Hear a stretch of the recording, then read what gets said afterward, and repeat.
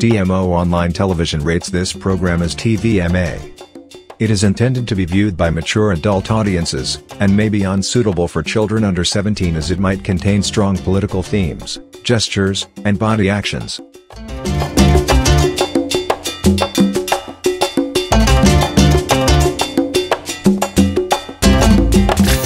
Kakati okuva ku Ssekabaka Kintu, amaanyi agassibwa ku Ddamula sige g'olwaliro ge tulaba. Bwe tuba tunnyonnyola Obwakabaka tuba tugamba nti Kabaka nagwo gubalibwanga mu njogera ennyangu nti Kabaka mu maanyi ge guba musambwa. Kabaka ne Ssaabasajja Kabaka byanjawulo. Ssaabasajja kirala ne Kabaka kiki? Kabaka maanyi ga myoyo taba ye ono aba Ssaabasajja.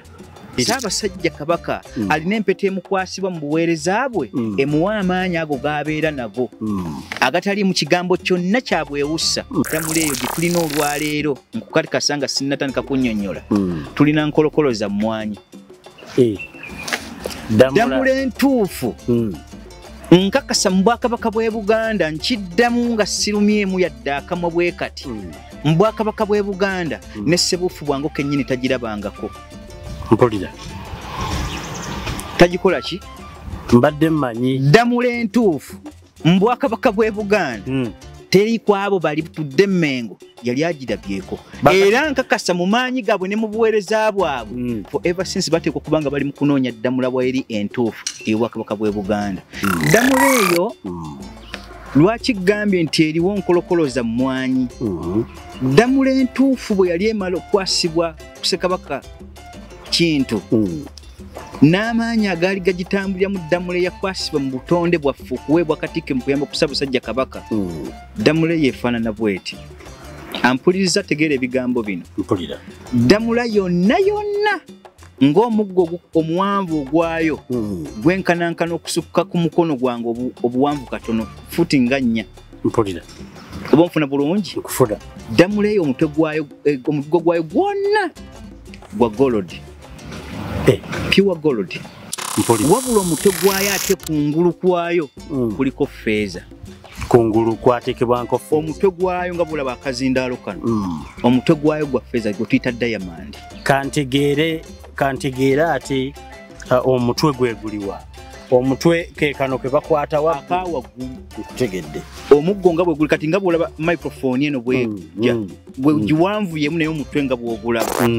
Naye ku Ddamula eyo enzigo zaayo zibayita enzigo tuyita enzigo okulambika kwayo kuno kuliko ekifaananyi ky'amafumu n'engabo ku Ddamula eyo. Ku feeza ono nga kubaliro kikuba ku muti gwayo guno ogujja gwe tuyita omuggo zaabu oyo kuliko akakitiibwa ky'amafumu n'engabo kwegali. Mpulira. Ekyokubiri ku kyo eyina enziga zonna ezaayo mu kujja kweyeewuna nga bwolaba omuti gw'omutuba gubeerako kye tuyita bagita batya enzirugaze gwemerako. Kaakati kungulu ku zaabu okwo kuliko enzirugaze ezinzo ziyita emirandirarandira naye ng'ate si mirandira naye zonna enkubu zaazo mulimu diamond wakati waazo.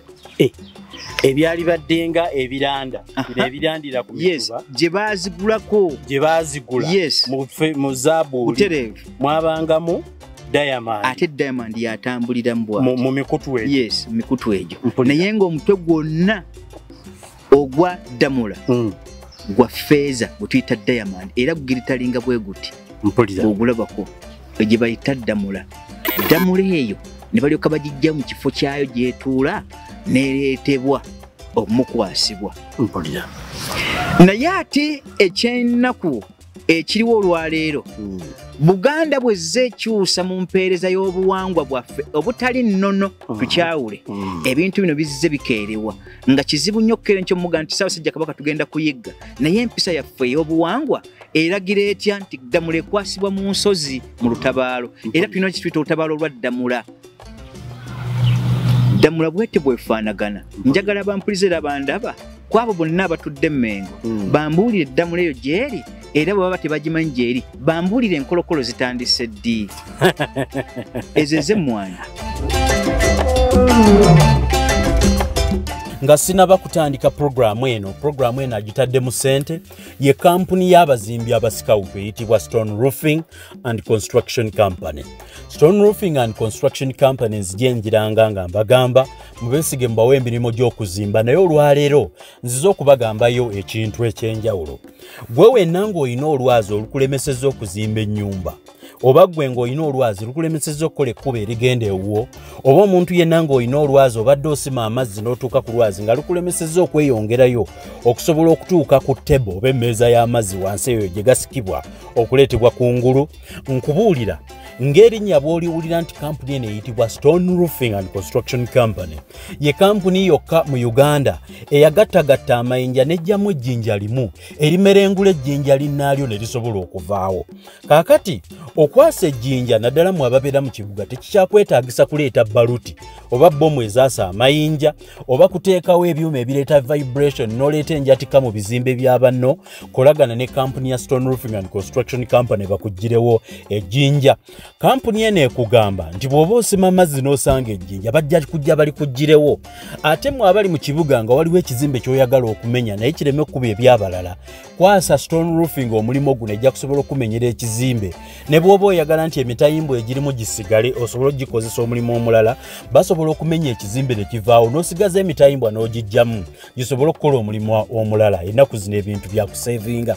Nga ngenda mu political dose mbajjukizaako political dose njikolera wamu n'omwami ayitibwa Seeka Hussein Kasolo. Seeka Hussein Kasolo musajja mwesimbu mu kusomeddwa, akusomereddwa n'otereeza abalina ebizibu mu mirimu ne mu maka n'abalina ebibakozesa. Sheikh Hussein Kasolo musajja mwekwata ajja kubanga akuyamba bino bisiraani ebizimu ebikozesa n'ebyekika ebitateredde bw'okubirako Sheikh Hussein Kasolo ajja kubeera akuyamba. Sebo nate nsanyusa okulaba era wasuza otya? Banna TMO ne bannabuganda bannange okusingira ddala abagwa mu luse olukkiriza mu nkola eya federal system eva mu kigambo unity in diversity mu mawanga amangi agakuŋŋaanidde mu buyungu erimu ne tubanga jurisdictions ezo tuba tuzogerako zikola sets 13 bwe buwangwa 111 112 obubukadde mu ggwanga Uganda. Nga amawanga ago temuli muyindi, temuli mu Munnakenya, temuli mu South Sudan, temuli mu Munnalwanda, wabula twatunulya amawanga agali mu aborigines abagwa mu jurisdictions ezo mu bifo byabwe. Newankubadde nga ate mwalimu okukyusa kwa boundaries ez'abazungu naye ate n'abo gye baali batudde abeegatta ku ggwanga lino nabo baali ba aborigines oba tuta ba natives nga batula mu bifo ebyo gye baali babeera. Nabwe kityo ndi maaso gammwe nga mutabani w'olutabaalo ebbanga lyonna era n'ensonga z'entiro bbawa nti lwaki nagaanira mu pattern ya NRM ezibadde very vital gyendi sinakindi kuba nti nali badde nazibategeeza dda kubanga ebbanga lyonna nze nzoogerako naye nga zinkuumiddeyo lwa nsonga naye nga tebuyinza ate kukeera nkya ne tuba mu bukulembeze mu kusikiragana nga bwe kujja kutambula nengwa mu ggwanga Uganda n'oŋŋa nti ebibiina binaasigalawo. Nabwe kityo ndiwo for formality mu kibiina ky'okubeera mu NRM olw'okuba nti tutambule mu nkola ebibiina ne principles ziri ezaali zituleeta okutuula mu ddala akanyingo namba musamba kanti we shall redress all the errors committed by the past regime. Naye nga amakulu mu kyo njagadde mpitireko wano bategeeza nti Bayibuli yatugamba nga ebigambo bino biva mu Kristo nti teyajja kudibya mpisa ya nsi yadde ebikolwa ebyo ebya bannabbi wabula okunyweza n'okulongoosa mu mpeereza.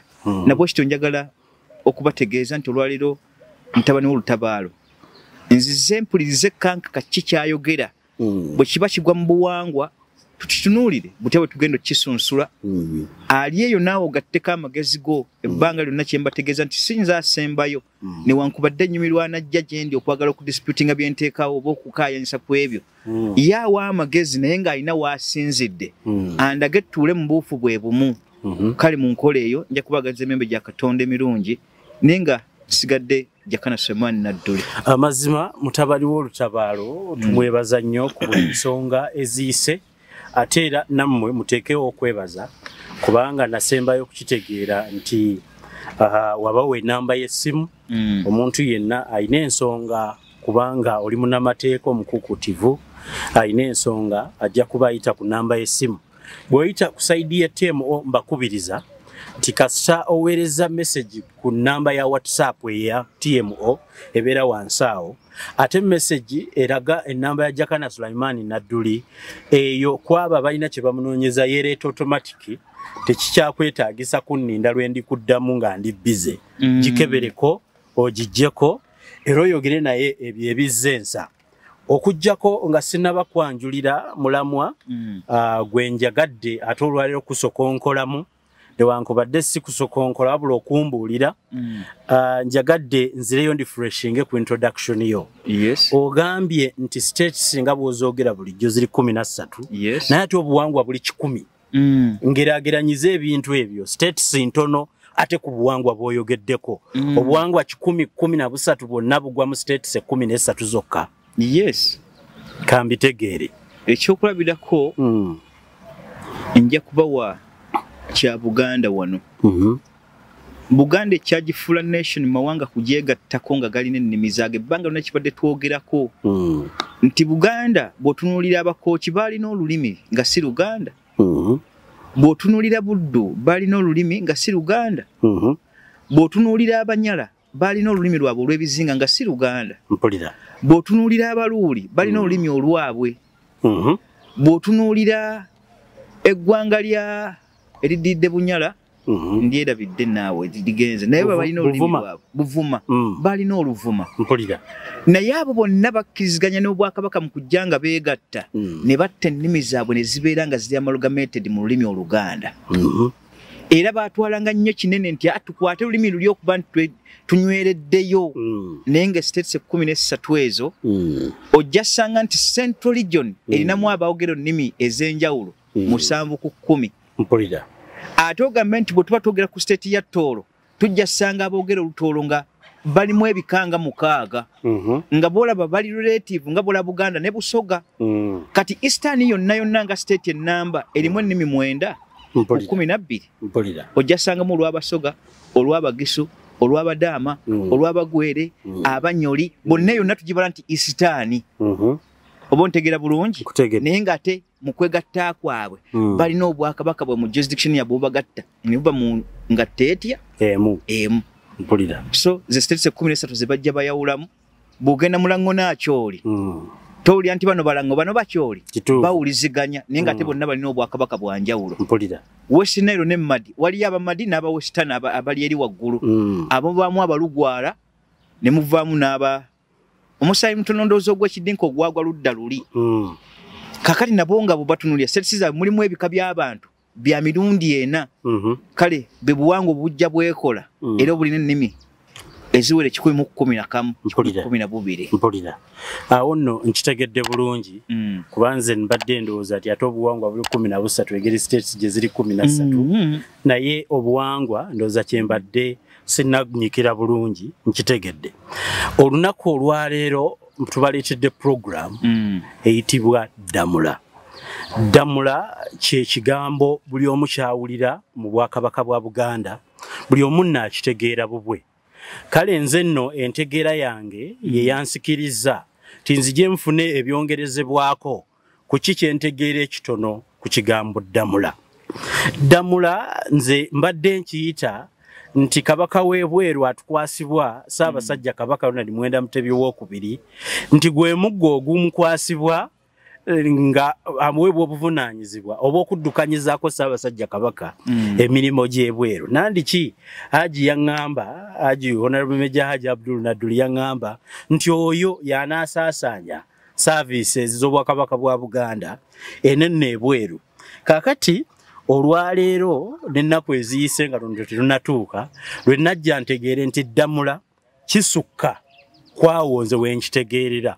Nenzija mbuuze Jakana Sulaiman Nadduli kwe kubaleetera programu eno eyitibwa Ddamula. Kale njagala ngende butereevu ewa Jakana Sulaiman Nadduli onyambeko ondifainingire oba ontegeeze ekigambo Ddamula kino kitegeeza ki. We naatandikira awo tugende tukwate ku Bwakatikkiro n'Eddamula n'ekitiibwa ky'Obwakatikkiro na byonna ebyetooloredde mu mulamwa gw'olwaleero. Ssebo Ddamula kitegeeza ki? banati M.O ate era bannabuganda nga si lwa buzaale wabula obutonde nti oli munnabuganda oli munnayuganda mpozi n'ekirala abasinga obungi kyebadde basinga okwekkiririranya nnyo nakyo babadde bategeeza mutabani w'olutabaalo Jakana Samuel Nadduli nti ye buli bw'aba ayogera ayogera nnyo Buganda ekigambo Uganda alabika nga kyataliiko nga batisibulesizi n'endala sizikoonako na kuzisembeza nti nabo bannayuganda wabula njogera ku kigambo Buganda n'okusuuta Buganda ne baga nti njagala kubaanukula olwaleero nti okujjako nga tobadde tofollowinga nga programu zirabako katundu ekyokubiri mulimu abali ba programu nga mitwe nga bwana tuna programu omutwe ogujiko gwe gumuletera okujja alabe programu eyo n'abanga yabuuka nnyingi zabadde tajjanga followinga n'ayagala otunulya interest y'ekyo kye baakoonyeko kyasinga okwagala mazima nabwe kityo ababadde bagobera programs okuva gye twatandika nga bagobera TMO specifically banna TMO ddala nga ate mu bo balonda munoga nti akusingira ddala nze nsinga kugobera mutabani wa Lutabaalo bategera ekigambo nti mbadde nkyogerako lunye mazima naye okkere nkyogamba nti nsuuta Buganda kyatteeka kusooka kusuuta wange nsuute Musoga nsuute Mulango na Mukyoli nina sooka kwetegeera nendyoka nsaasaanya abasigalidde nabo okubaawo kwabwe nti ddala ffenna tuli mu kigambo Uganda eyawaki newankubadde akantu kano nkassaawo nnyo mbategeeza nti ekigambo Uganda mu kutondebwa okwakyo tewaliwo ndagaano etugatta nammwe mpulira abo bazungu be baabaleeta nga basibira mu kibuga Kampala era tebabagatta ku kigambo Buganda kyovula tuba tukana nti ebyaffe tubabuuza mu ebyammwe bye mwakwata ne muwayo kule eggwanga Uganda liveewo biririddawa Buganda yo yawa babinyaga tebiwanga wabula yawaayo capital waayo okusinga da financing Buganda omusolo gwayo gusinga obunene twagabanira wakati ne bannayuganda mpulira ebisigadde obote yanyaga binyage butubaga nti nammwe mukale muweeyo akenda muweeyo akanaana Sikomoza 15 12 n'abasigadde namwe mu bitundu bya mu muzikwate mugaye nti central government tukuwadde ettaka kubanga central government terina ttaka mu government yaayo mwetololera mpulira kale mwekyo njagadde nakonka teeke mbagaye nti asibusosoze wabula oliwe yaga nti buli bwamamba asuuta yiye nani nabategeeza nti eggwanga Buganda mucyo kulu nnyo era ly'ekkulu eryogerebwako ebbanga lyonna erireese mu entonokezo okulabika mpulira nti bw'oyogera ku West Nile ne Madi kitandika ddi naye nga ssenta yakyo okujja okubaleeta baasinziirawa Buganda mpulira ebyafaayo mukkize mugaane temugenda kubikyusa Isirayiri erimu amawanga gagenda mu 7 nga yo Isirayiri lwaki boogerako Bayudaaya mpulira amakulu nti si bali nti baali babi Abakolinso Abebulaniya Abasuuli Abagalatiya n'abasigalidde wabula ebikolwa by'abano byalimu okusukkuluma buli nsi yonna Katonda bw'ati bwe yagiteekawo omuganda teyakeera nkyaga nti ndi Muganda ng'era ebbanga ne bwe tugamba Omunnalwanda nti tekugamba nti tukuwalana twagala olongoose oveemu empisa ziri embi abo abatono aboonoonye eggwanga ku lw'eggwanga butereevu n'abasigaddewo batunule bagambe nti ddala kuba kwebaza tetugwanidde ffe ng'Abannalwanda okwebaza Buganda nga tusembeza 9 naye ate bwe tugamba nti muli babi mu bikolwa mukyuse ebikolwa ebyo tebuba busosoze amazima tebuba busosoze kale tudde ku nsonga y'ekibuuzo kitudde mu ddiiro ekigambo Ddamula kyeki era oli bwawula ekigambo Ddamula kiwa makulu ago gempulira nti Ddamula kiwa makulu ki abaffe Ddamula kitandika ddi era okubeerawo kwa Ddamula makulu Ddamula bamukuweerawa mpulira abaffe byafaayo ki ebiri ku kigambo Ddamula noga nti bwe ŋŋamba nti Ddamula nga tonnatunuulya bikolwa byakyo yo Ddamula ebyafaayo byayo byebiriwa specifically noyo gwe bagikwasa mpulira kale gwandaba munna TMO ne munnayuganda munnange most especially omuganda kubanga ensonga eno gye twogerako egwa wammwe otegeere obuvo obwo kubanga Buganda terinaako buddo tuba tukyatambula buki kyova olaba nti teriyo kigambo nti Buganda ku ntiko it will never happen tekiriiyo tukoma wano obuddo tetubulina tulina buvo bwe tuba specifically twakinyonyolako nsubira emabega tubagaa nti obuvo tuba nabwo naye obuddo proceed ebeera mu administration yokka mpulira kale njagadde mbategeeza ebigambo bino nti nga sinnaba kutuuka ku nsonga ya Ddamula eno buli kabaka yenna abadde okuvedda mu mwaka 2002 tugenda okutandikira. Katikkiro we aweebwa kituyita Ddamula. Mpulira. Naye Ddamula mu kubeerawo kwayo kyajja kitya babeere nga balina engule ekwasibwa Katikkiro ate nga ne Ssaabasajja Kabaka alina engule ye mukwasibwa ne Nnaabagereka w'Obwakabaka bw'e Buganda. Kale njagadde tutandikire wano okuviira ddala ku Ssekabaka Kintu yalina Katikkiro wuwe. Bwe bamala okulwanagane kye tuyita Bemba mu Sota ate ono obuyinza n'abanga yabututte. Ensonga eyo eya Ddamula etandika na myoyo. Mpulira. Era abasomye ku Tonda n'okugenda kwewala bategeera Ddamula gyesibuka mu maanyi ago amatonde agawaŋŋezibwa ne bagamba nti akankaka obusigire mbukuwadde. Ddamula kitegeeza busigire. Oba nfuna bulungi? Nkusigidde. Naye akusigidde aba takuwadde lubeerera. Okusigira kyali efaananyiriza okwazika oba mu Luzungu oba temporary. Wantegedde nnyo. Mpulira. Ekyo kibayita Ddamula nti busigire.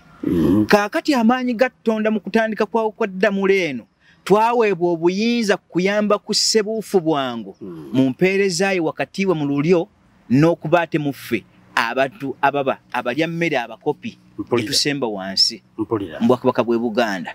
Okulaga layini eno wakati waffe Buganda n'abakulembeze baayo abagwa mu layini esatu bulijjo zasome Ssaako eya House of Lords ye Ssaabasajja Kabaka tuta Ssaabataka. Owokubiri be bulyo lw'abataka ab'obusolya abannannyini Bwakabaka obutakyuka va ku baffe ab'olwaleero abaayonooneka obuki obwonoonesi ne bwonnyonnyola ensonga eno neno nti ekigwa mu maanyi gammwe badda ku bicepere nga balya ne batuuka okubanga Katikkiro abayita atya mu buyinza ki era alamule ki nga mmwe mulina okubanga muyita Kabaka gye gye muli ate mmwe Katikkiro mwamuwanisaamu nga yabayita demolition ya kika ki n'abayitira ne mu kifo mwatakkirizibwa mu lubiri kuba lukuŋŋaana lwonna kyabuwemu nnyo. Mpulira. Kale owookusatu be balangira n'abaki n'abambejja. Olulyo olwo bwe tuba tulwogerako lwe lunnannyini kuba nti liwa obuyinza ku Kabaka ow'ebweru okuba nti akulembererako Ddamula mu busigire. Onfuna bulungi? Mpulira. Kaakati okuva ku Ssekabaka Kintu amaanyi agassibwa ku Ddamula si ge g'olwaliro ge tulaba. Bwe tuba tunnyonnyola Obwakabaka tuba tugamba nti Kabaka nagwo okubalibwanga mu njogera ennyangu nti Kabaka mu maanyi ge guba musambwa. Oba nfuna bulungi?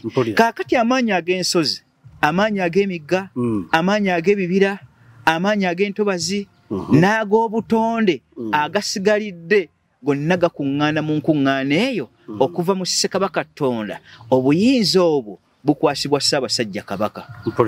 Naye obusigire bwaffe ku Ddamula batoola ku maanyi ago ne gaweebwa Katikkiro asobole okulamulirako ku Ssaabasajja Kabaka wabweru mu mpeereza. Naye wano mu nkola yaffe ekigambo ky'Obwakatikkiro Muzungu yatusanga nakyo nga tugaba n'obuyinza obwo ku ludda lw'abakopi n'Abazungu newankubadde kyaluma mu ndagaano enkakafu 1953 lwe bajja Ssaabasajja Kabaka mu by'obufuzi ne mugamba nti Ssaabasajja Kabaka tobeere nga direct mu kufugaako Katikkiro obuyinza obusigadde katubumuteekemu olw'okuba nti waliyo abavuma abavoola Obwakabaka abakola batya kabiggwere Katikkiro buno osigale ng'ebiragiro byo biyita mwaliwa mwono. Mpulira. N'olukiiko lukakasibwe mu ebyo bigenda okuweereza nga bimaze okutondebwawo. Okukakasibwa kwa Ddamula okuli okw'obuwandiike kwa 5 newankubadde nga Ddamula yatandikibwawo mabega ddala. Emabega jjuke nabannyonnyola emabega wa Kabaka Kintu bakabaka 7 gye bali ate nga bakabaka 7 abana abo twogerako bano abalya mmere so si abaaliwo nga bali mu buweereza obutanaba kukakasibwa buyinza bwaffe kudda gye tuli awo wawanvuko ddala okutegeerawo oyinza n'okunnyonnyola ne tutategeera naye ng'obyogera mu mpisa y'Obwakabaka bw'e Buganda yenna bw'owuliranga gamba nti ategeera kye tuyita olubereberye mu mpisa y'Obwakabaka bw'e Buganda oyo tewaliiwo kuva ku Ssekabaka Katonda ky'abatategeera mpaka wooli abategeera olubereberye be batuddemu amagezi Buganda yonna abategeera olubereberye bayinza okuba tebawera 10. Mpulira. Oba ontegedde kankaka abategeera olubereberye bwe bali baagala ndi basunsulire ki kye lutegeeza bayinza okuba tebawera 10. mazima naye mabegaawo najja nenfuna ku bibuuzo ng'oli aŋŋamba fe abali mu lube fe abali ku mutendera oba ogwokuna fe abali ku kikwegamba ebibuuzo ne bijja bincamusa omutwe ne gukubula kubikwata muliro nga sirina kyakwogera kale nno bw'oyogedde nti abategeera olubereberye nentegeera nti ow'okubuuza ebibuuzo ebyo teyaali badde nze baali badde kwabo abayisoboka okuba nti bawera na 10 lwa ssaawa nga nnya nga tuwogera mpulira omuntu okujja nagguka okutegeera ensonga eyo naye ate ye okuluwulira asobodde otegeera nti ekituufu ntegedde nti bigoberezeganya era mpulira nti mbitegedde naye yo bikwata mu mutwe kiyinza omutwala emyezi nga 6 era kikalubamu kale bwetuva kabaka ab'ensanvu mu abana bali bakatikkiro abalye ne bakabaka baabwe abo bo baali mu myoyo mpulira egisembereyo ddala okuva ku kintu Ddamula etondebwawo mu nkola ey'okugabana obuyinza ng'etandikana kuba nti tujja ebika byaffe kabaka okuba nti yeddira omuziro gwa kitaawe n'asigaza omuziro gwa nnyina mpulira kaakati bwe tujja tutambula mu ntambula eyo tulinamu bakabaka babiri abaatwala emiziro gy'aba kitaabwe kabaka omusole eyatwala omuziro gwa kitaawe ku lw'ensonga ki olw'embeera y'okutunuulira ebyaliwo bwe twasomesa okuva ku kabaka kintu kitaawe ani mutabani we kiweewa bwe yabulira ebunyolo kaakati bwe baleeta kimera awo atandike kubanga kimera yatwala muziro gwa kiweewa kubanga mama we yali mu nyolo akantu aka Abaganda mukeetegereze mukategere buki kiweewa yes yalina omuziro gwa nnyina kubanga twabagamba nti kabaka yenna oba omulangira yeddira muziro gwa nnyina weebale nnyo era nakano kankabaterereze bulungi nga tuna kugenda nnyo wala abalangira n'abambejja especially abalangira kino kyammwe mu ntambula y'obwakabaka bw'e Buganda ebika byammwe bwe bukojja bwammwe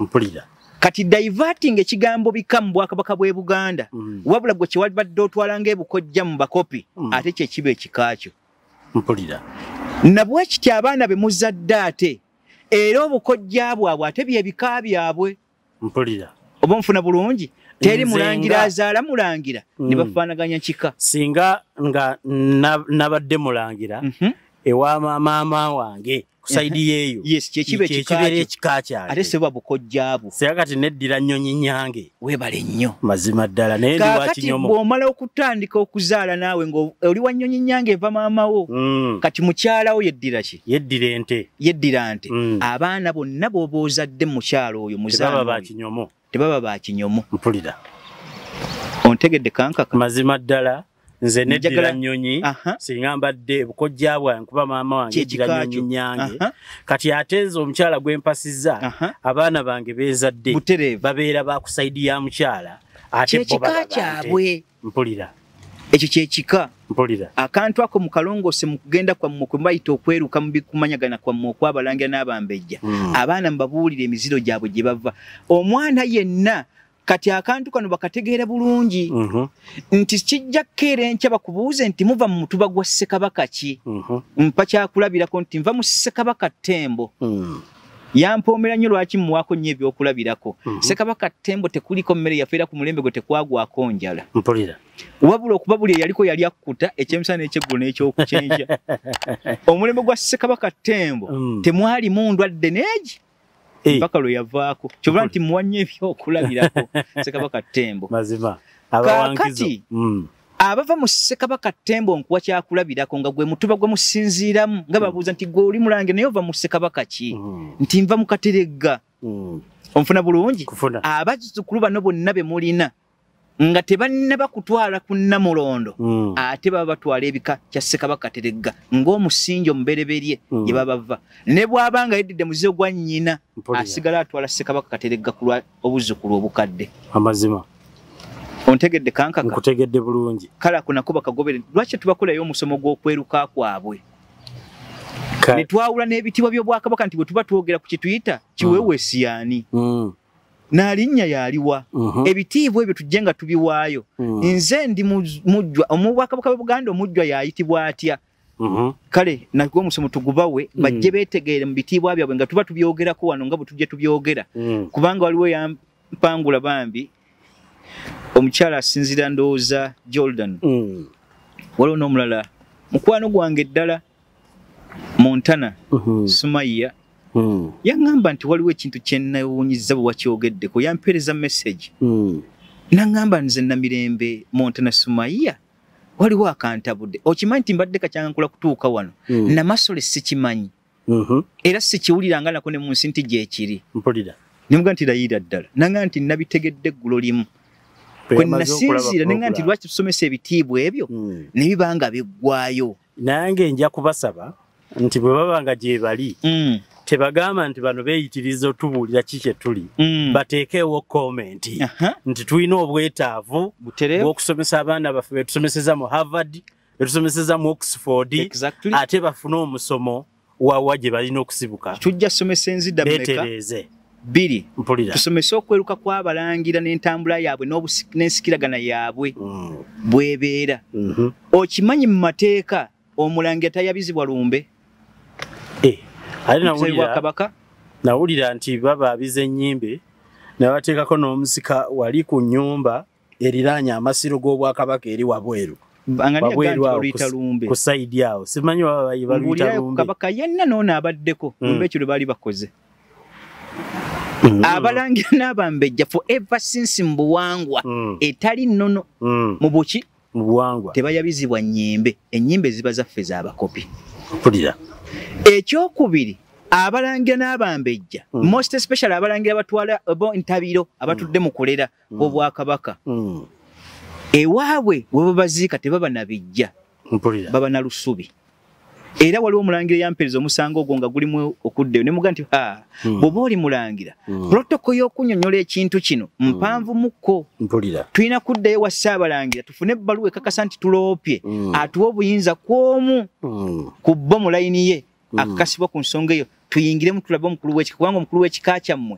tabaayo abeera Ssaabalangira kubanga omulangira taba na kika wabula tutwala omukulu Ssaabalangira nti yentabira ebagatira waki awamu ye bwe yali ampandikanga nti ebijja ne muga nti yigundi omulangira omulala mba tomanyi na bijja bya mu babiyita lusubi wabula afudde ng'ate akasiddwa nga yalya ku Namulondo agaba masoba bassa oba ontegedde kale olusubi lw'abalangira ebijja byaffe baki bakopi ebintu ebajje nga babitegeera bisomesebwe ensonga babeere nga beetegedde n'Obuganda buddemu butinte butereevu amazima kale tudda ku nsonga ya Ddamula okuva ku Ssekabaka Kintu bwetezza etambula naye nga Ddamula eyo gye tulina olwaleero nkukalikasa nga sinnatandika kunnyonnyola tulina nkolokolo za mmwanyi Ddamula entuufu nkakasa mu Bwakabaka bw'e Buganda nkiddamu nga sirumyemu yadde akamwa bwe kati mu Bwakabaka bw'e Buganda ne Ssebuufu bwangu kennyini tagirabangako mpulira tagikola ki mbadde mmanyi Ddamula entuufu mu Bwakabaka bw'e Buganda teri kwabo bali tudde Mmengo yali agirabyeko era nkakasa mu maanyi gaabwe ne mu buweereza bwabwe forever since bateekwa kubanga bali mu kunoonya Ddamula bw'eri entuufu ey'Obwakabaka bw'e Buganda ebintu bibiri bya nkizo nnyo bibadde mu Bwakabaka bw'e Buganda nga tebyogerebwako kye tuyita mujaguzo ekubwako buli kabaka yenna emukakasa ku buyinza bwe eyekuuma butiribiri mpulira era omulangira yenna waava najja agikubako mujaguzo eyo nkakasa bukakasa nti kabaka waali agibwako nga talitunudde ne mabega amuggyeko yakuba ku ngoma mu kikolwa oba omukopi be bajja ne balwanirira omulala omupya omukopi ne bwaba agikubyeko kitegeeza kuvuunika Bwakabaka era takkirizibwa aba yeetemudde misana ye kennyini ate mu lulyo gy'oli bagamba mu baabaki mu balangira mu baalulyo mpulira naye ate ffe abakopi tetuba mu lulyo Ddamula bwe njikubako Ddamula nga ndi mukopi mujaguzo bwe nzija n'enjirigita emiggo gyayo buttibwa ssebo mpulira obuyinza obwo buvuddemu totwalibwa mu kooti ya Kisegwa bakulabanga aze okutta Ssaabasajja Kabaka mpulira tokkirizibwa mazima naye nga otuuse waani agikuuma ng'era ogenda kukolayo ki egenda kuumibwa butiribiri mpulira ekyokubiri kiba kyasinze okukuuma obutiribiri ye Ddamula ate kino kikolokomba ziri nkolokolo za mmwanyi ze baabajja kati tuddeyo mu nkola ennuŋŋamu eya Ddamula. Ddamula bwe tuba tuginnyonnyola bye bika bino bye nkunnyonnyola nakutegeeza mu ntandikwa nti amaanyi agava mu nsozi ebibira emigga agaweebwayo mu ntandika ya Ssekabaka Katonda nga tutandika mu balya mmere oba nfuna bulungi amaanyi ago gaayawulizibwamu ebitundu bimeka Ssaabasajja Kabaka alina empeta emukwasibwa mu buweereza bwe emuwa amaanyi ago gaabeera nago agatali mu kigambo kyonna kyabwewussa asobola okuba nga empeta eyo nga ke kabonero akamuweebwa akasibwa nti oyo atudde ku Nnamulondo obuyinza bwe buli kakati amaanyi ago ag'empeta ng'ekwasiddwa Ssaabasajja Kabaka sirabanga ku mpeta eyo mu kitiibwa kyayo Kabaka ng'agyambadde ngezezzaako okwetegereza emikolo gya Ssaabasajja Kabaka gyonna egy'obuwangwa empeta eyo sigimulabangako nayo empeta emuwa amaanyi eyo sigimulabanga nako ng'agyambadde mpulira kaakati bwe tudda ku Ddamula Ddamula eyo lwaki gambye nti eriwo nkolokolo za mmwanyi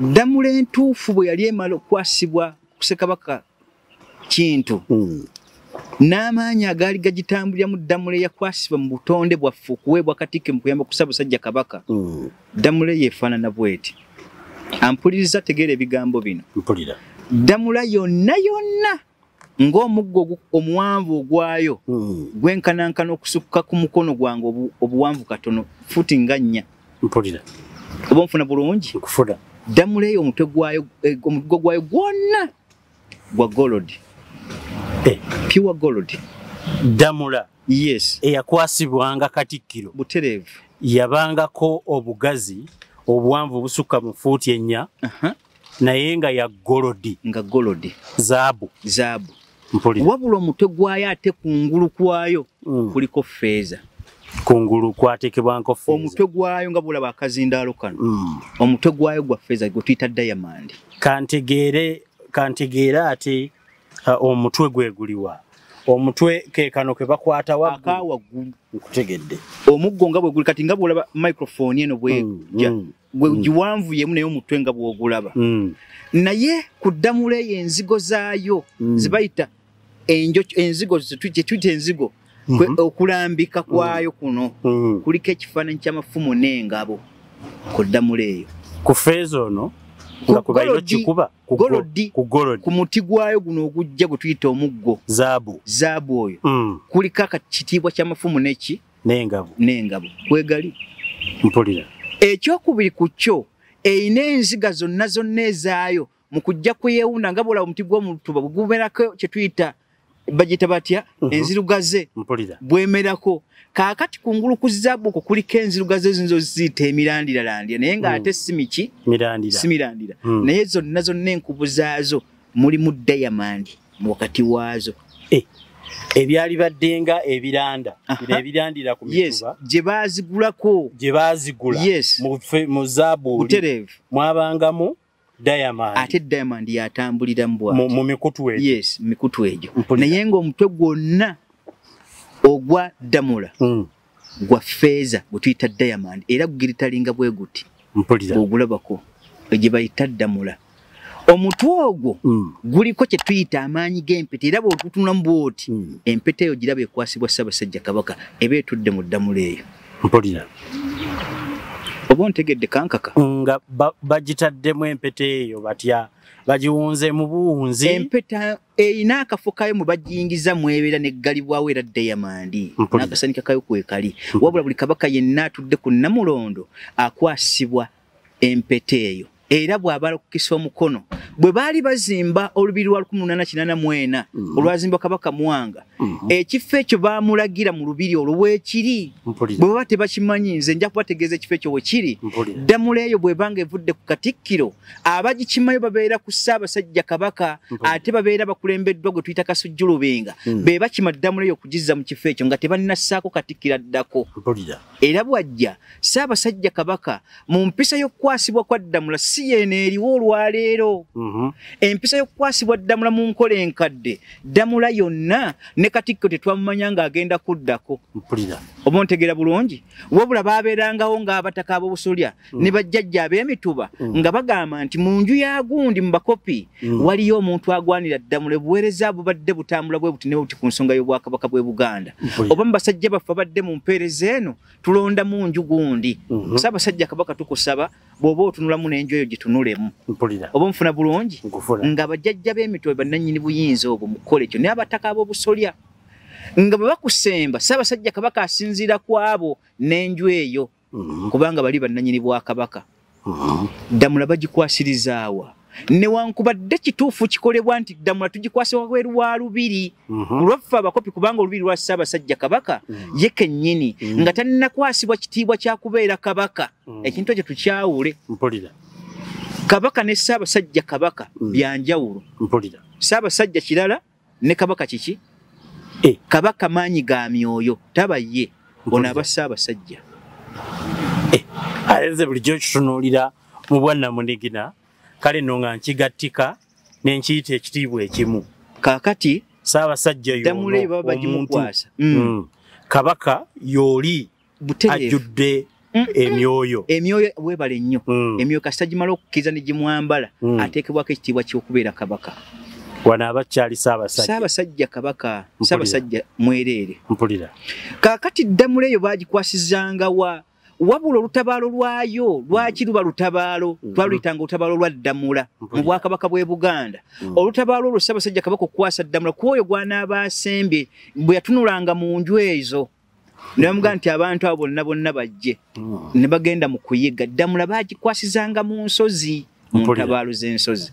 Era nga Ssaabasajja Kabaka bwe baba bakutte Ddamula eyo ng'ekwasiddwa ani gwe bayita Kasujjulubinga mu kuyigga kwabwe gwe bayita empeewo ey'ensonga baddanga bagenzi ne Bakatikkiro abo nga bategeeza Oweekitiibwa Kasujjulubinga titegeeza abataka ab'obusolya nti Katikkiro amaze okulambikibwa. Okuyigga okwo gye bajjanga kye tuyita Katikkiro alyoke akomewo akwasibwe era annyonnyolwe Buganda nti Katikkiro mujja y'aliwa avudde mu nju y'ewa gundi. Ddamula eyo ne balyoka bagijja mu kifo kyayo gy'etuula n'ereetebwa omukwasibwa. Naye ate ekyennaku ekiriwo olwaleero Buganda bwezze ekyusa mu mpeereza y'obuwangwa bwaffe obutali nnono tukyawule ebintu bino bizze bikeerewa nga kizibu nnyo okukera nkyo muga nti Ssaabasajja Kabaka tugenda kuyigga naye empisa yaffe ey'obuwangwa eragira etya nti Ddamula ekwasibwa mu nsozi mu lutabaalo era tulina ekituyita olutabaalo lwa Ddamula. Ddamula bwete bwefaanagana njagala bampulize era bandaba kwabo bonna abatudde Mmengo bambuulire Ddamula eyo gyeri era bwe baba tebagimanyi gyeri bambuulire enkolokolo zitandise ddi ezo ez'emmwanyi. Kaakati Ddamula eyo bwe yamala okubeera ng'eweesebwa waliwo ekibira kyayo olwaleero weekiri awo bayitawo erinnya nno lingenzeeko ku lw'entebe awo oba wakava ku ttaawo eryo erisooka erikudde emunyonyo wano bw'otambulakawo distance ebigere nga 40 waliwo akaalo kati kutundu kali awo munda wodda era amaanyi ga Buganda gye gali mangi wali akabira ako. Ddamula bwe baagiwangira amaanyi gayo okukwasibwa kintu kye bakayita akabira kaaki ogamba saidi ya nebalamye mayanja eyo emabega waayo. Yes.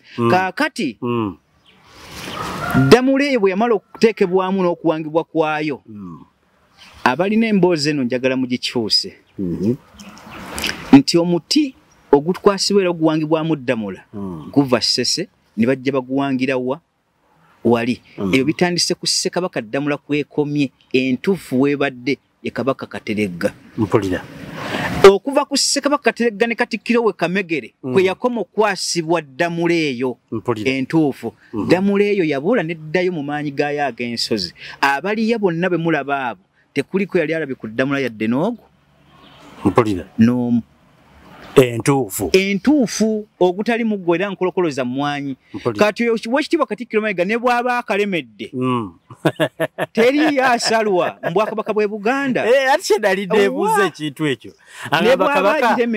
Katikkiro singa bamukwasa ebyaffe n'adduka ne Ddamula tumugjawo okugimuggyako ate erina maanyi ki gandageko nti Ddamula eyo amaanyi gerina ge gano nti bw'anaaba agiremedde era tusaliddwa nnyo bwetu ne bwalemula enkolokolo y'ekyantiisa nawulirako ku mukulembeze omu agambibwako nti alina omuggo gwa munne gwe yagenda n'akima n'aguleeta n'agwezibika guno nno nga gwakumulemeza mu buyinza naye nga kale nno nze ndowoozaako nnyo ku Bwakabaka bwaffe ti bwe walibaawo ate atwala ebyaffe tuli mujjawa ku maanyi g'amagye ennaku zino abantu ge balina okubimuggyako tubikwasa omulala nga ndowooza nti Ddamula gye balina kya buwangwa ky'amaanyi bwe bakiri kiremera mpulira kale mu nkola eyo okuva ku Ssekabaka Kateregga Ddamula eyo we yakoma okubanga erabikwako mu Bwakabaka bw'e Buganda naye mu kutondawo kwayo we waali omuggo ogwabajjibwa ku Kabaka eyaddako okuva ku Ssekabaka Kateregga kubanga era Katikkiro Kamegere yali ku Ssekabaka Kateregga ne Kabaka eyaddako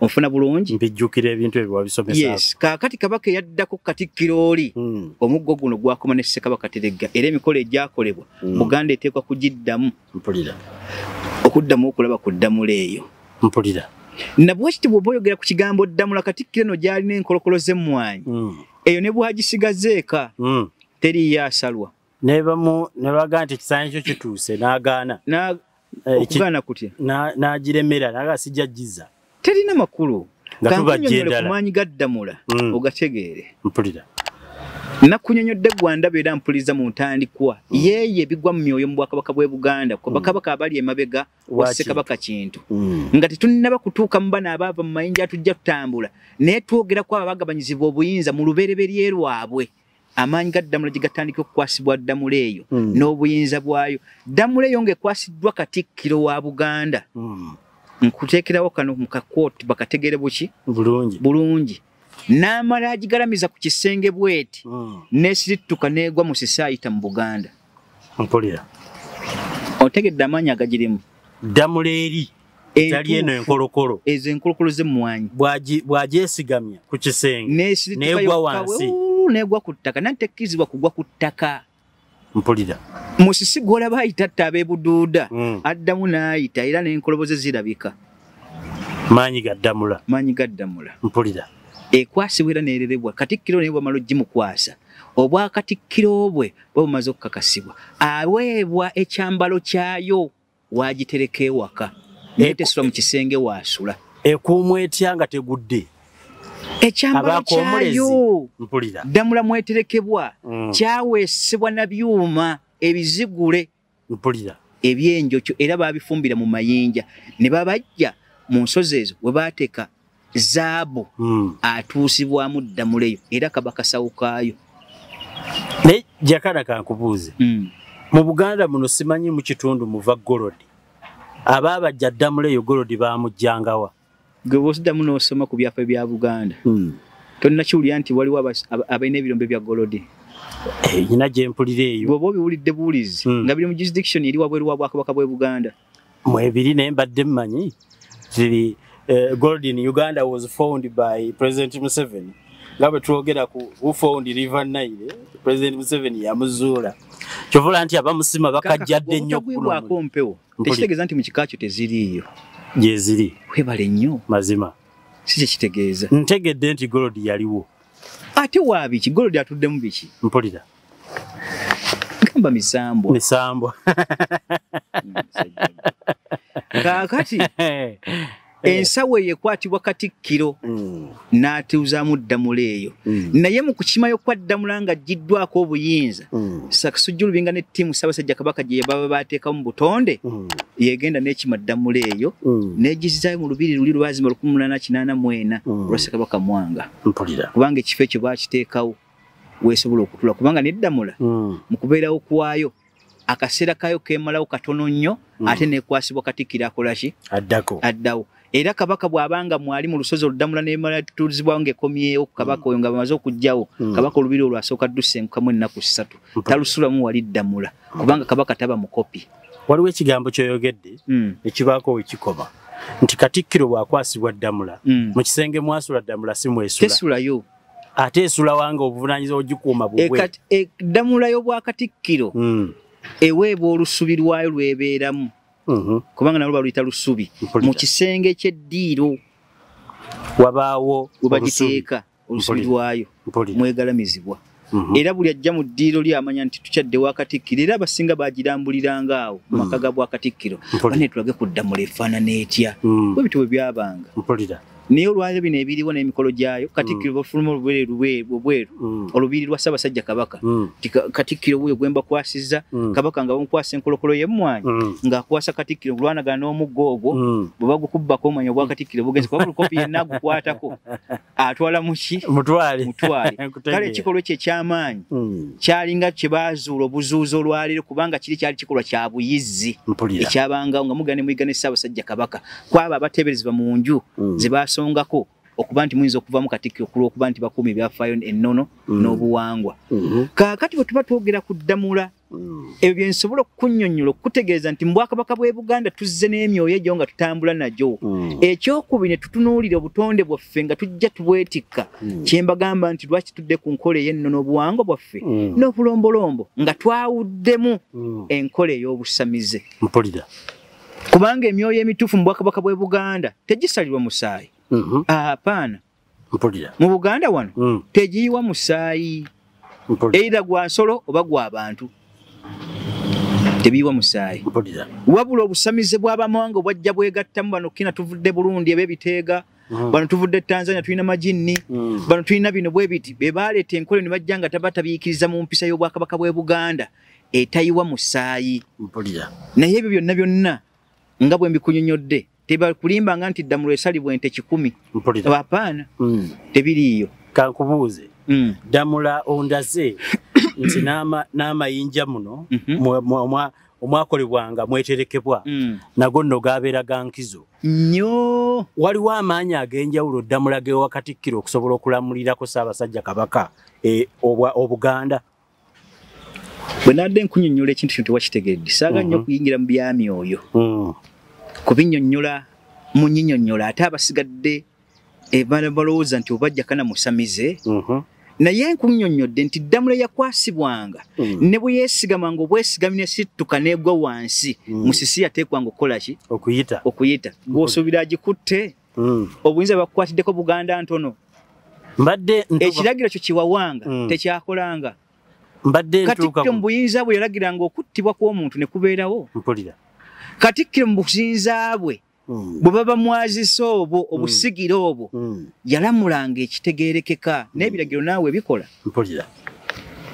Yayimirizanga emisango tigundi abadde agenda kalabba nti tumusonyiwe kulw'ensonga gundi okuggyako ekiragiro ekyavudde wa Ssaabasajja Kabaka kye kitaasukulumizibwanga Katikkiro. Era Katikkiro wewulanga kivudde waawa nti wa Ssaabasajja Kabaka sebufu bwangu nti ekyo mukirekenga bwe kiri ekyo si gyange ebadde ndeewa kijje kijje yalamula ebiri mu ki mu layini eyo si Katikkiro. Naye ono ssebo yatuuka n'akwata n'abalangira n'abatwala mu kkooti. Mbajjukira bulungi tulinawo olwaleero mu mateeka tulinaawo Katikkiro ne bw'abanga nze nkedde otula munna okwasibwa Ddamula. Omulangira n'omumbejja yenna waali aba mukulu ku Katikkiro. Bagenda n'ekitalya jjukira babasibako n'ekitalya nga kkooti gye ziri ezakisekwera zikola. Ate nga weewuunye mu kujja mu kifo mwali yeetisse ennono na buwangwa. Kati twebuuza wali osaavinga ki n'obuuka ebintu ebyo? Oba ontegeera bulungi? Nkutegedde. Ekyokubiri emiziziko gy'abantu gye bazze bajja bateekawo nga bwe twasomesaako emabega batandise tuteekamu enkola eyogera mu Simeno ono omulangira abagwa mu nsonga ya Kanabba ono agwa mu nsonga ya Mujaguzo ate ono agwa mu nsonga ya Bantadde.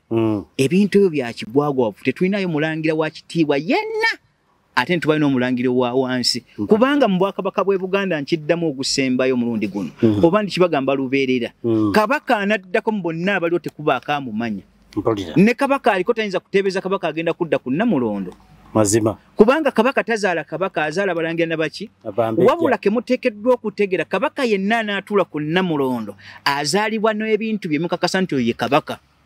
agatali makundi 2 bwe nali manyi eyo information infu zaba muzala n'amakundi 2 mpulira obonero bwerefu bumulaga naga nti oye kabaka alondeddwa n'endoto zennyini ezimukuba n'ensasi bakimanya nti oye kabaka mpulira yes ebyaba Buganda byanjawulo njagala byanjawulo wembadde ntuukira ku kibuuzo kiri wekibadde kintwala we wano kaakati Ddamula eyaddala tewali kuba n'abaliwo yali agirabyeko amaanyi ge balamuza n'okuyambako Ssaabasajja Kabaka baate ki ekibalambika kubanga Ddamula eyali balambise mu maanyi gaabwe yes ndaba tekyaliwo bategeeza Ssaabasajja Kabaka nti ebintu by'Obwakabaka bwe Buganda bya busamize ebintu ebyo n'emizizo gyonna n'agisuula ebbali nembuuza nti obukeera enkya naye nti nze ng'Omuganda sijja kulya kye tuyita kibbaga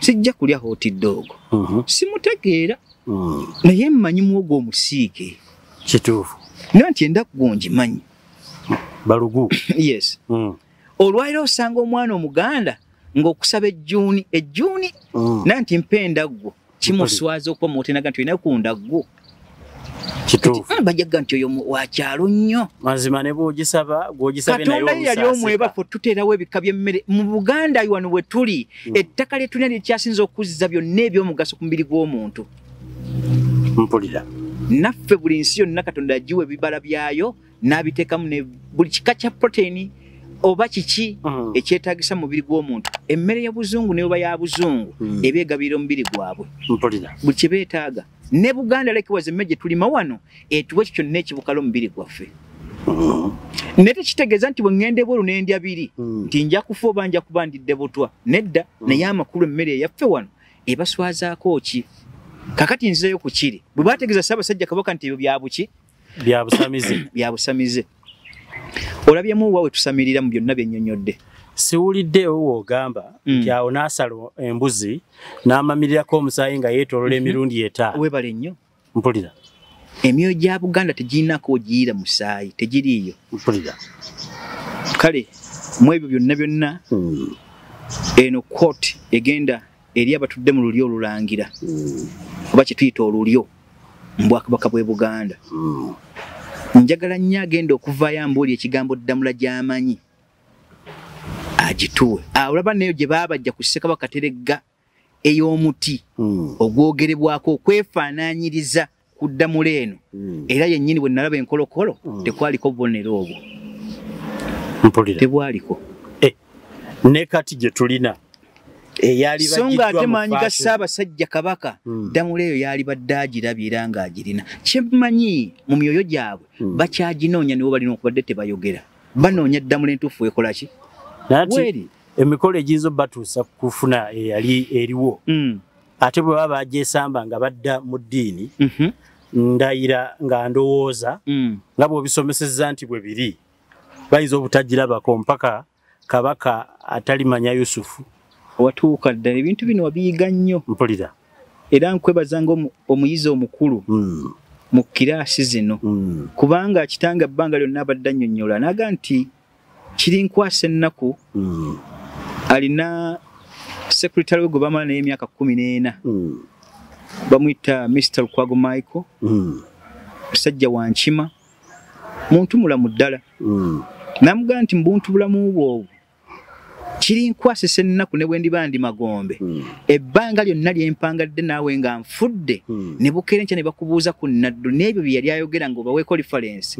n'omumunyala omuzimu gwe gulijja ne gukutuga kubanga oli bamukopi nnyo atayagala Bwakabaka buno ekintu kyamwerambika mu bulago nakati akimanyi nange bwe ntunuulira olwaliro ntugamba nti tubeera ne kankakanga yalowooza kimu nti bwe nkwata kama ne kibeeraawo ennono siiye ng'ate oli musajja Muganda kiba kyewuunyisa kale okwebaza okwenjawulo n'ekwensuusuuba nkukussaako nti mazima ddala weebale kufaayo ebintu bino situbikwata ku TMO lwakwagala kuvumiriza kwagala kulabisa oli nti tategeera naye twagala okulambika n'okubanga ffe tukiikiridde ababitegeera okubibunyisa abalala ensonga enteesaayo nnyo omwoyo newankubadde mba ku kamera nekyennerabidde era mala n'enkijjukira kakati mu byonnyonnyodde olunaku olwaleero njagadde mazima lwe tuliddamu oba bw'oliba ompadde omukisa guno onga gwe ogufaanagana guno ndijja ate ne neebuuza ekibuuzo ekirala nga kisimbudde awo awo wennyini w'otadde awo kungo okijje ku Ddamula kale nno njagala okwetegereza engule eteekebwa ku mutwe gwa Ssaabasajja Kabaka engule eyo kwanguyiza mbadde sinnamalayo ka disclaimer kali ke mbadde nteekawo tutudde ku ekyo nkoola buli yenna gy'ali n'abo bategera olubereberye baddemu batuule mu Bwakabaka bw'e Buganda basomese abantu ebintu ebituufu baleme kwekuniza gye bali. Mpulira. Ekyokubiri, Jakana Sulaiman naddula ali mu maaso gammwe sigwibwako mpewo.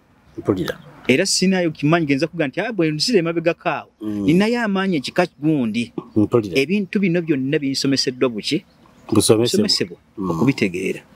Naye ate abatudde Mmengo abakwata olulyo lw'Obwakabaka mwagadde nnyo okuba nti ate bwe mutuuka ku kye mutategeera ate mwagala okufuula ekituufu ekikyamu. Njagala abaveeyo yenna agenda okuvaayo mu vidiyo eno olwaliro sijja kukkiriza maloboozi njagala yenna akkubira essimu ng'agenda tuula mu kamera annyonnyole Ddamula ye gy'amanyi. Wabula singa bikulemerera ne tuddayo mu nsonga y'emyoyo n'ensikagana nga nali mutuufu nja kusaba bajjajja ba Buganda ogwe bubwiddalo ndayira mu nnya lya Katonda mwerogozza nawulira baŋŋamba ne baga nti wawulirira bakugamba ng'omuki ng'omulangira ne mutunula bwe mutyo nga Buganda egwa bwe mutyo ndi mumbejja bakagere sitayiro bannabaloga mumbejja kika kyobo ne butuuka okukeera nkyanga wasajja ye mulangira gwe tulinawo gwe tuga nti gwe tuba twogera kubalangira mbu yasuubizibwa okudda ku Namulondo biiti ya Buganda bwe bweronda temumalina hayira ke bitambula ebintu mbitaddemu byabufuzi mwagala kukola bye mwagala abaffe kituuke ne kuleva egamba nti Katikkiro yavaamu statement egamba nti yalonda omulangira agenda okulya Namulondo. Abaffe obwongo bwaffe mu Bwakabaka bw'e Buganda tetutambuliranga eyo. Singa omuntu ategeera n'asoma Obwakabaka bw'e Buganda n'abutegeera kanka kankiddamu Buganda ya njawulo okusembayo kwayo mazima.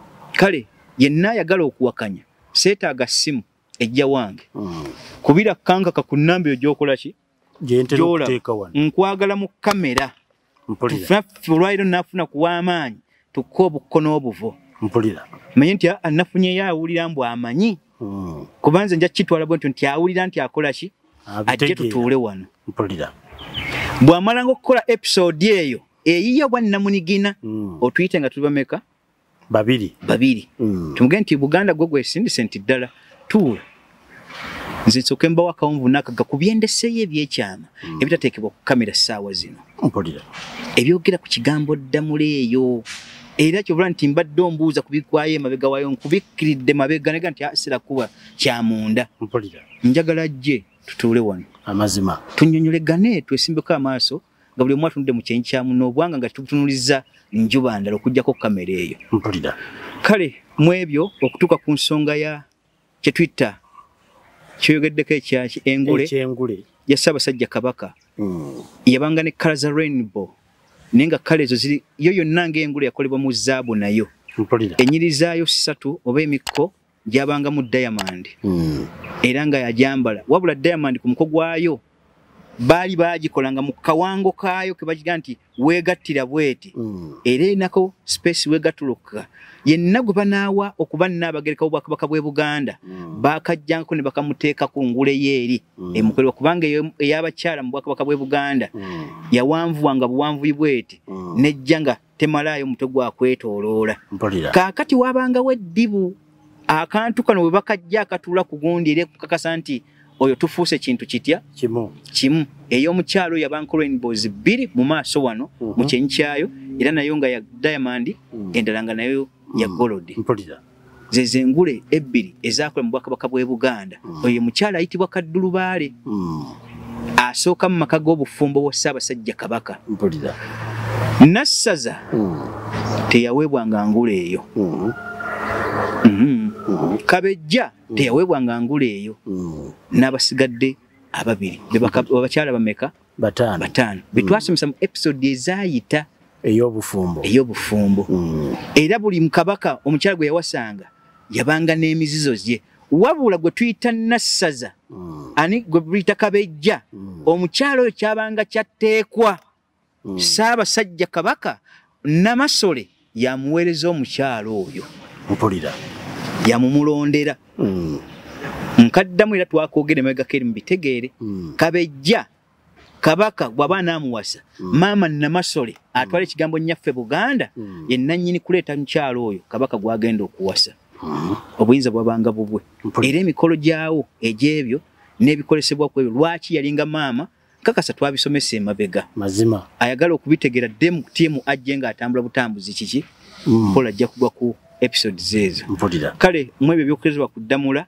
katulinde yenna anaavaayo n'awamattukayo ajje tugwa obwenyi oba oliawo tulyogera ate ebiri emabega waayo n'abasigadde okwongera okubitegeera naye nga kyenjagadde obategeeza nti Ddamula gye tulina olwaleero mu episode gye tukoze ebikulu mu kyo tegeera nti Ddamula teyakwasibwanga wabweru wa lubiri awo nga bwe batukwasa Ddamula yakwasibwanga mu nsozi era Kabaka yalangiranga mu nsozi Katikkiro n'ategeeza Kasujjulubinga tegeeza Obuganda nti Katikkiro aliwa azuuse n'adda n'ategeeza abataka b'obusolya ne bajjajja ab'emituba ne ttiimu eyo ekifo kya Ddamula weeterekebwa weewali era weekiri ekifo ekyo ekintu ekyokusa ky'oteekeddwa okutegeera Ddamula ekikulwa kyayo kye tusomesezza yo ng'enkolokolo yaayo gye tuyita enkolokolo eno emukono eri mu fuuti 4 naye yonna ya zaabu erimu kye tuyita enkuubo zaayo zetwali batunulanga bulaba ku kye tugamba nti enzirugaze bwekuba omutuba design ezijja zeetulanga ziringa emirandira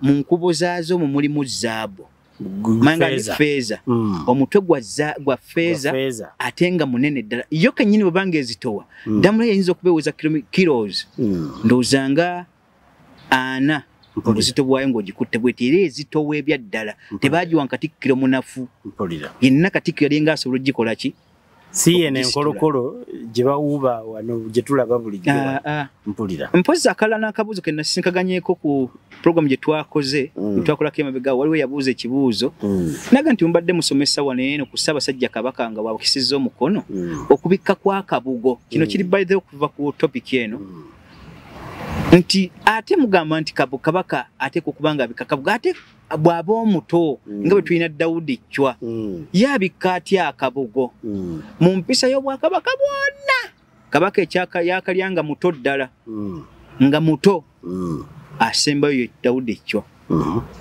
abasigadde babasusiza emyaka 15 ye Kabaka omukulu mu Bwakabaka Buganda atula ku Namulondo naye olw'okwononeka kw'ennono nkiddamu okwononeka kwaki kw'ennono so si buwangwa Kabaka olwaliro baleeta abawere ewaali ensobi mu kujja nga twonoona Kabaka yenna mu Bwakabaka bwe Buganda yatulanga ku Namulondo yabanga mukulu ng'era asobola okuzaala oye Kabaka gwe tumanyi oba omulange gwe tukola ki kale mu bino ebizze byonooneka oba onoonese ne tutuuka n'okuleeta asembayo okubanga bojje politics mu by'Obwakabaka naye abadde gyali ekirese ebintu ebyo so bwe tunatusomeseza ku episode ya Mwanga mujja tutegeera Dawudi Chwa lwaki yajja ku Namulondo gwa myaka emeka 3 kubanga nayo njagala kwanukula oli oba muki simutegeera yavaamu ebigambo ebitajjansa olulimi lwange njagala dukuma mu mpisa gye bankulizaamu kubanga mutuletedde ebizibu by'okutundukoga nti oba tuli bavumi buvumi